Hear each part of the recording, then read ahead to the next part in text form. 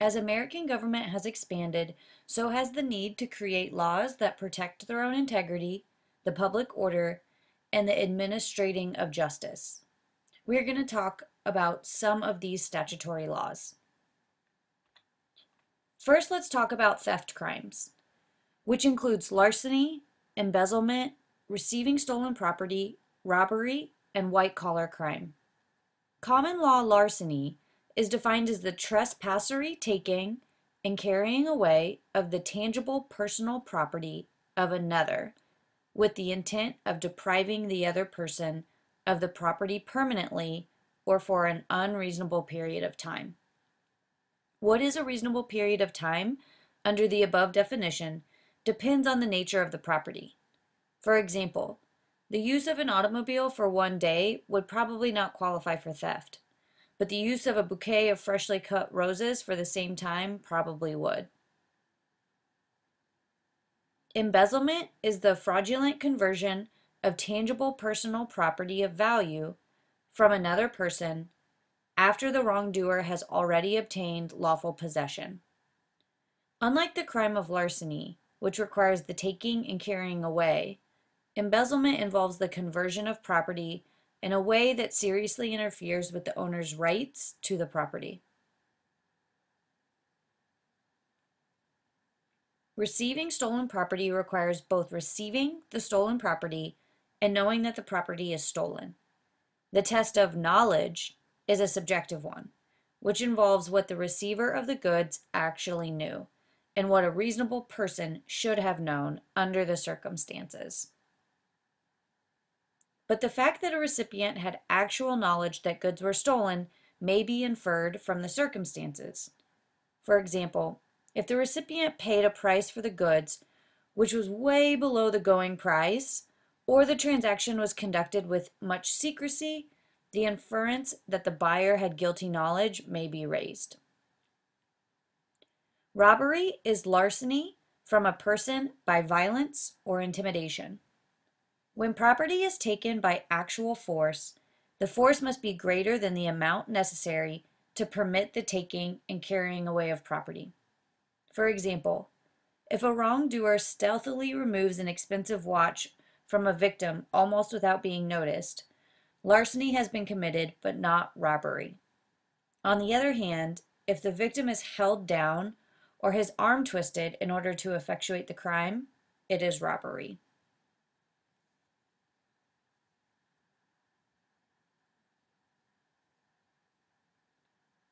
White-collar crime today generally encompasses a variety of nonviolent crimes, usually committed in commercial situations for financial gain. The most common white-collar offenses include antitrust violations, computer and internet fraud, credit card fraud, phone and telemarketing fraud, health care fraud, insurance fraud, mail fraud, securities fraud, and cellular phone fraud. The Commerce Clause of the United States Constitution gives the federal government the authority to regulate white-collar crime. Okay, let's move to crimes against property. This includes burglary and arson. Common law burglary is the breaking and entering of the dwelling of another in the nighttime with the intent to commit a felony therein. Under most modern statutes, the definition of breaking and entering has been modified by statute so as not to require a dwelling house, but can be any enclosure used for living, even including mobile homes. Some states have eliminated the nighttime element completely. Under the common law, arson is defined as the malicious burning of the dwelling of another. In many modern statutes, arson is typically graded into first degree, which includes homes, schools, and churches, second degree, which includes unoccupied structures and vehicles, and third degree, which typically includes personal property. Crimes against justice are common law misdemeanors that hinder, corrupt, or impede the functioning of the judicial branch of government. Crimes such as bribery, subordination of perjury, and tampering with witnesses or evidence are typical examples. But then there are crossover crimes, such as tax evasion, where taxes support not only the judicial branch, but the whole government.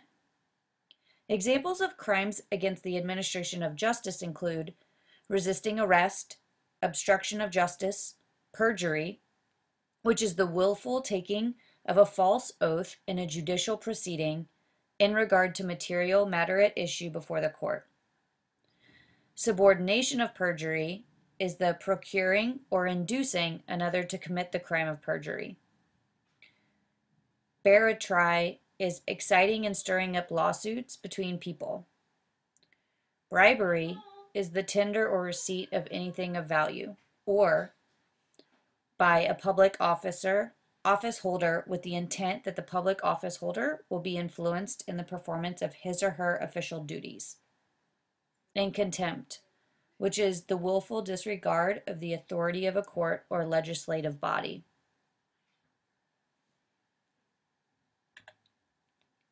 Public order crimes are those that disturb the public peace and tranquility. These offenses include such things as disturbing the peace, disorderly conduct, affray, which is also known as fighting in public, vagrancy, illegal loitering, carrying weapons, public intoxication, inciting a riot, and unlawful assembly. These crimes have in the past been known as consensual crimes or victimless crimes. However, this is a misnomer in that they involve acts that interfere with the operations of society and the ability of people to function efficiently. Prostitution is generally defined as the act of or practice of engaging in sexual activity for money or its equivalent. Except for parts of Nevada, it is a criminal act in every state. Any prohibition on the use or sale of obscene material must not fly afoul of the Constitution's First Amendment safeguards. In 1973, in Miller v. California, the court specifically held that to be obscene, and thus not protected as free speech, objectionable material must meet all of the following requirements. First, the average person, applying contemporary community standards, would find that the work, taken as a whole, appeals to the prurient interests. 2, the work depicts or describes, in a patently offensive way, sexual conduct specifically defined by the applicable statute. And 3, the work, taken as a whole, lacks serious literary, artistic, political, or scientific value. But First Amendment restrictions on censorship are relaxed when it comes to child pornography. To protect children from being exploited by producers of child pornography, the U.S. Supreme Court has allowed the government to ban visually, sexually explicit material that does not even rise to the level of obscenity. All states prohibit child pornography. I think most of you know by now that being drunk in public constitutes being intoxicated in a public place. So let's talk about some of the more interesting nonviolent crimes, such as espionage and treason. Treason is the only crime specifically defined in the Constitution. Article 3, Section 3, Paragraph 1 of the United States Constitution says, "Treason against the United States shall consist only in levying war against them or in adhering to their enemies, giving them aid and comfort. No person shall be convicted of treason unless on the testimony of 2 witnesses to the same overt act or on confession in open court." Treason is an act that strengthens or tends to strengthen the ability of enemies of the United States, or that weakens or tends to weaken the power of the United States to resist such enemies, including selling goods to enemies, statements that praise the enemy, delivery of a prisoner to an enemy. It is important to note that dual citizenship does not alter allegiance, but you must show your allegiance no matter where you reside. Espionage is spying for a foreign government. Technological advances such as the widespread use of Xerox copiers in the 1950s have made it increasingly difficult to control the distribution of sensitive information. It is now also possible to commit crimes while sitting at one's computer engaged in what appears to casual observers as normal activity. In June 96, the FBI had 800 open investigations of economic espionage involving 23 different countries. And of course, we have all heard of Edward Snowden by now. When considering motives for espionage, it is important to remember that the real motive may be different from the surface appearance. Although financial motivation is important, many people who commit espionage for money have more pressing emotional needs than financial needs. The true motivation is almost always deeper than what may appear on the surface, such as money, ideology, or revenge. For example, spies value money not just for what it can buy, but for what it symbolizes, such as success, power, and influence. It helps to soothe for injured self-esteem. Espionage may also be an expression of power to influence events, or to satisfy a frustrated sense of self-importance, or an outlet for anger, to restore the damaged self-image by outsmarting or punishing the bosses who failed to recognize one's talents. It may be a means of revenge or a source of excitement. Of the personality disorders found in spies, the two most common are antisocial personality disorder and narcissistic personality disorder. One of the most damaging spies in U.S. history was Robert Hanssen.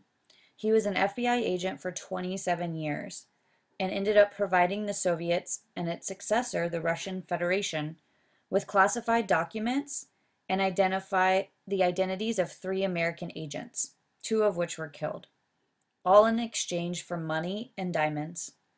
He also provided, quote, some of the most sensitive and highly compartmentalized projects in the U.S. intelligence community.